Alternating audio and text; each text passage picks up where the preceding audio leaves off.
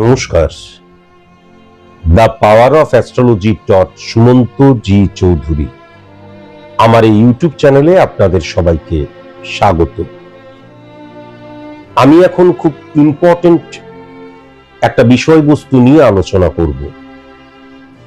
22শে August চলেই এলো, 1-2 দিনের ব্যাপার। সন্ধে 7:32 থেকে কর্কট রাশি থেকে বুধ সিংহ রাশিতে পদার্পণ করছে। কর্কট রাশি থেকে বুধ যখনই সিংহ রাশিতে পদার্পণ করবে, সিংহ রাশিতে স্বক্ষেত্রে রবি বিরাজমান, সুতরাং সিংহ রাশিতে কিন্তু বুধাদিত্য যোগ সৃষ্টি হচ্ছে।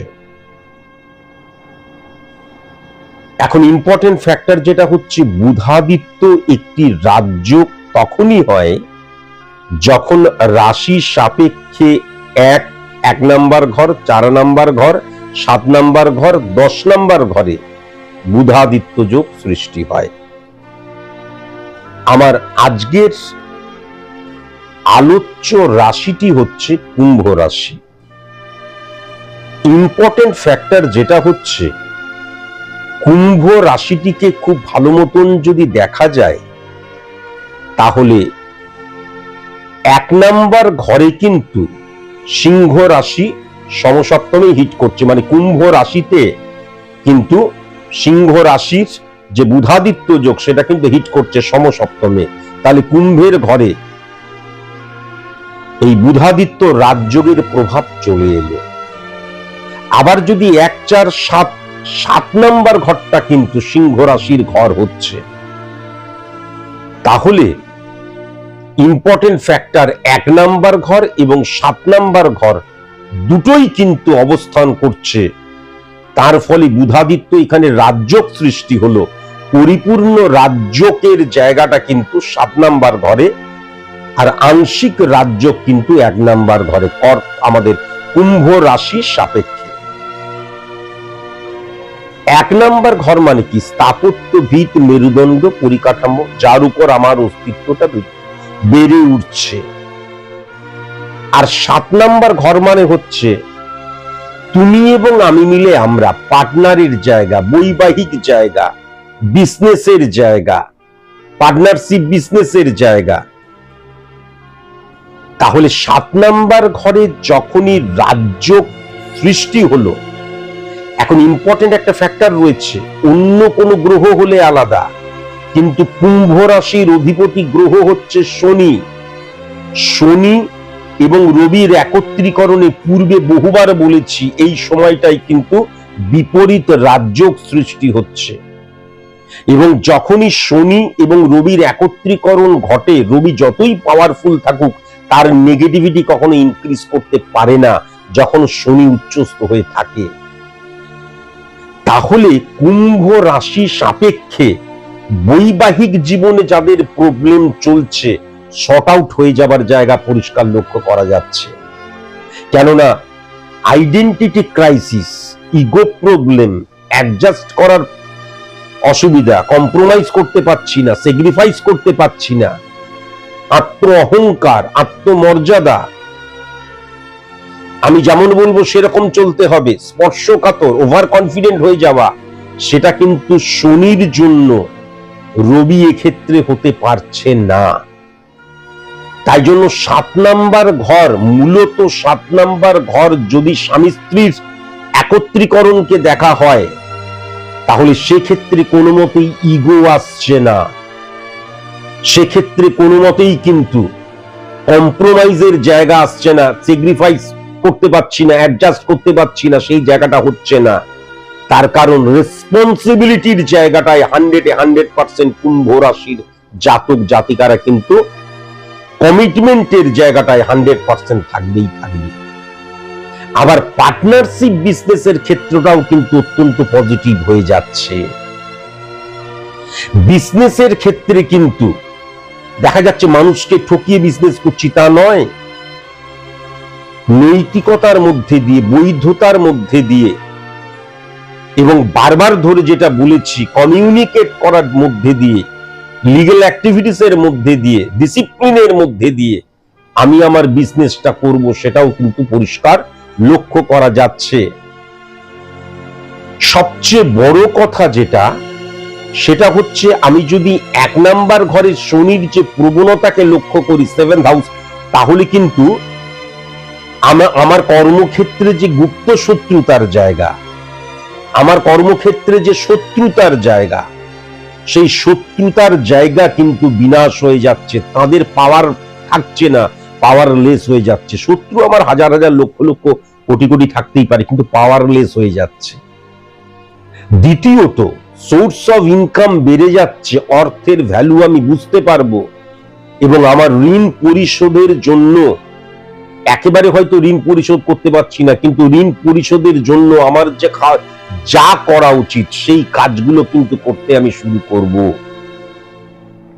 1-7 কানেকশনের মধ্যে রবি, বুধ এবং শনির অবস্থান যখন চলে আসছে, তখন আমার কোনো রোগ হয়েছে সেটা আস্তে আস্তে আমাকে ডিক্রিজ করে দিচ্ছে, পাওয়ারলেস করে দিচ্ছে, মারক স্থানে নিয়ে চলে যাচ্ছে। সেখান থেকে আমি সার্ভাইভ করব। সেটা কিন্তু কোনো মতে কোনো দেখা যাচ্ছে কোনো মিরাকেল ম্যাজিকের জন্য নয়। আমার ডাক্তার দেখাচ্ছি, প্রপার ডাক্তার দেখাবো, প্রপার মেডিসিন নিচ্ছি, একদম রিয়েল আমাদের যে মেডিকেল সায়েন্স তার হেল্প নিয়ে আমি কিন্তু সেখান থেকে বেরিয়ে আসছি। এটাও কিন্তু পরিষ্কার লক্ষ্য করা যাচ্ছে। সবচেয়ে ইম্পর্টেন্ট ফ্যাক্টর যেটা লক্ষ্য করা যাচ্ছে, 12 নাম্বার ঘরটা কিন্তু পাওয়ারফুল হয়ে যাচ্ছে, কেননা 12 নম্বর ঘরে শনির অবস্থান রয়েছে।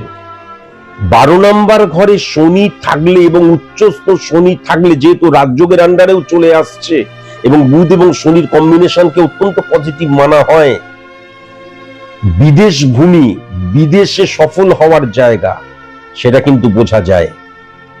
কিছু প্রবলেম সৃষ্টি হয়, যেমন পেটের প্রবলেম সৃষ্টি হয়, অনিদ্রার জায়গাটা চলে আসে, হ্যাঁ, কিন্তু আলটিমেট যদি আমি আমার কর্মের জায়গা থেকে দেখি, যদি আমার অবস্থানের জায়গা থেকে দেখি, তাহলে আমি পশ্চিমবাংলায় জন্মেছি, আমি দিল্লিতে, মুম্বাইতে, চেন্নাইতে রয়েছি, বা আমি ভারতবর্ষে রয়েছি, আমি বিদেশে রয়েছি, এটা তো অত্যন্ত পজিটিভ জায়গা কিন্তু লক্ষ্য করা যাচ্ছে। এখন মাথায় রাখার প্রয়োজন আছে 1-7 কানেকশন যেহেতু 12 কেও হিট করছে, অবশ্যই একটা জিনিস মাথায় রাখার প্রয়োজন, এই ক্ষেত্রে আমি যখন বিজনেস করব তখন কিন্তু উত্তর দিকটা আমার পজিটিভ হচ্ছে না, বরং দক্ষিণ দিকটা কিন্তু আমার পজিটিভ হচ্ছে ক্যাশ ট্রানজেকশন করার জন্য।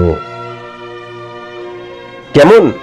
আর যখন শনি এবং রবির একত্রীকরণে বিপরীত রাজযোগ সৃষ্টি হয় এবং 4th হাউসকেও যখন হিট করছে পজিটিভ অর্থে, তখন গৃহের মধ্যে কখনো আমি যদি পুজো আচ্ছা করি, ধর্মীয় বাতাবরণ সৃষ্টি করি, যেন আমার দ্বারা হয়, কোনো পুরোহিত বা কোনো ব্রাহ্মণ যেন কখনো না আসে, হলুদ টিকা কখনো কপালে লাগাতে নেই, রক্তিম চন্দনের ব্যবহার করতে নেই, পূর্বপুরুষদের মালাতে কখনো প্লাস্টিকের মালা, পূর্বপুরুষদের ছবিতে কখনো প্লাস্টিকের মালা ঝোলাতে নেই, কৃত্রিম ফুল দিয়ে কখনো ঘর সাজাতে নেই।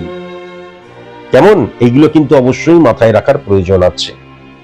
আবার যদি খুব ভালো মতন দেখা যায় 5-9 কানেকশনের মধ্যে দিয়ে আমি আমার সন্তানকে সঠিক মতন শাসন করতে পারছি, সঠিক মতন পোষণ করতে পারছি, গাইডেন্সের জায়গাটা আমার 100% থাকছে এবং সন্তানেরও কিন্তু রেকটিফিকেশনের জায়গাটা মারাত্মক লক্ষ্য করা যাচ্ছে।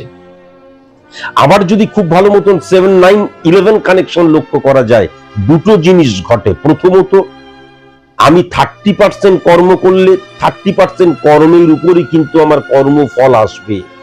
30% কর্ম করে আমি কখনো 50, 60, 70, 80% কর্মফল পাবো না।